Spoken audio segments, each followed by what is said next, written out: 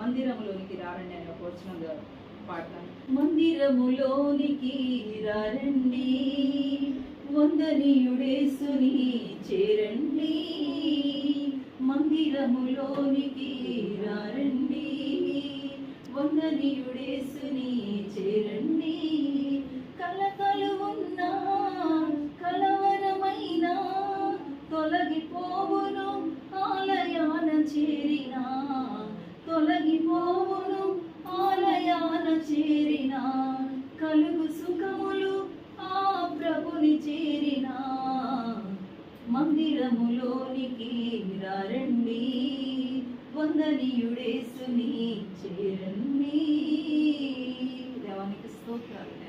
మేము నీ మందిరంలోకి చేరి నేను ఆరాధించుటకు, మా విజ్ఞప్తులు మా విజ్ఞాపనలు నీ దగ్గర ఉంచటానికి మాకు ప్రార్థన స్థలము కొదువపడి ఉందయ్యా.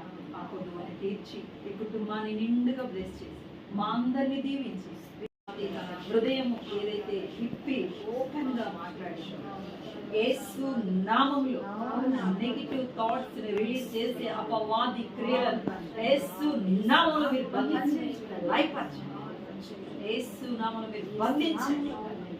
అయ్యా నా తండ్రి నీకు వారిరువురు నీలో ఎదిగి ఫలించి అభివృద్ధి చెందారు.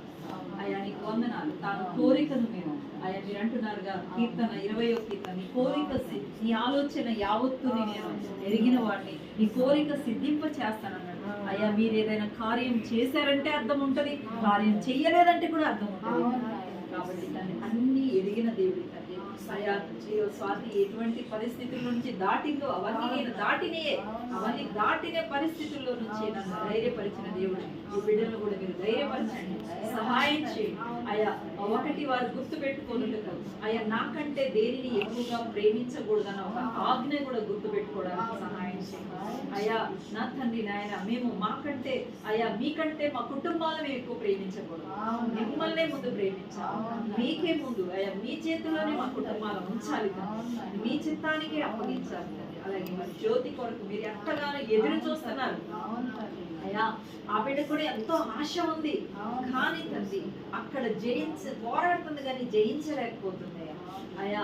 దాన్ని జయించాలంటే తెగించాలి అయ్యా. ఒక వ్యక్తి పోరాడినప్పుడు తెగిస్తేనే విజయం కలిగిద్ది నాయన అయ్యా. పోరాటం నాయన పడడం లేవడం ఇది రోజు జరుగుతుంది, కానీ నాయన తెగించాలి అయ్యా. ఏదైనా నీ కొరకు ఏదైనా వదులుకోనే అంత త్యాగం బిడ్డలో వచ్చినప్పుడే ఆ కార్యం జరిగింది.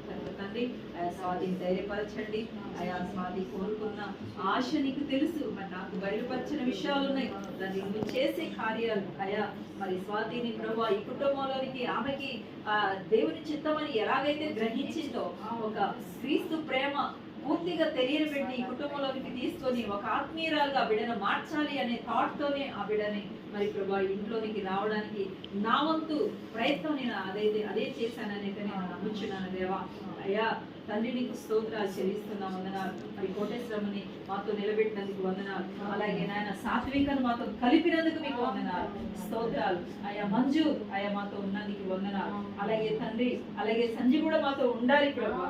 అయ్యా నా తండ్రి మేమందరం ఒకరికి ఒకరి హక్కుదారులు ప్రభా. అయా ఒకరితో ఒకరు కలిసి అయా మాలో ఏదన్నా ఒకరితో ఒకరు మాట్లాడుకొని సమస్యలను పక్కన పెట్టుకొని సహవాసంతో వెళ్ళాలి ప్రభా. అటువంటి మనసు మాలో కలిగించండి. అలాగే తండ్రి నాయన జ్యోతిని కూడా జ్ఞాపకం చేసుకో.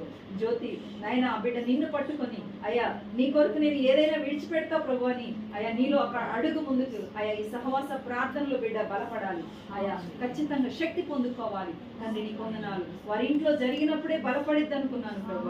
అయ్యా నా తండ్రి ఇంకా బలపడేటట్టుగా సహాయం చేయండి, కార్యం జరిగించండి. చేస్తున్నాను ఏ కుటుంబంలోనైతే దుష్టుడు పనిచేస్తాను నా తండ్రి వాడి కాడిని విరగొట్టి నాయన అయ్యా వాడి కాడిని నా తండ్రి వంచిన చేసే వాటి కార్యం జరిగించమని కుటుంబానికి రావాల్సిన దీవెనలు మెండుగా వీటికి సంపూర్ణ ఆయుష్ ఆరోగ్యం ఇచ్చి ఆయా సంతోషమును నాయన సౌకర్యమును ఆశీర్వాదమును ఆయా దీవెనలు నాయన వీటిలో కుమరించి ఇది మొదలుకొని ఆశీర్వాదపు సంవత్సరంగా ఆశీర్వాదపు రోజులుగా మీరు మార్చుతారని నజరేయుడైన యేసు నామములో ప్రార్థించి వేడుకుంటున్నాము.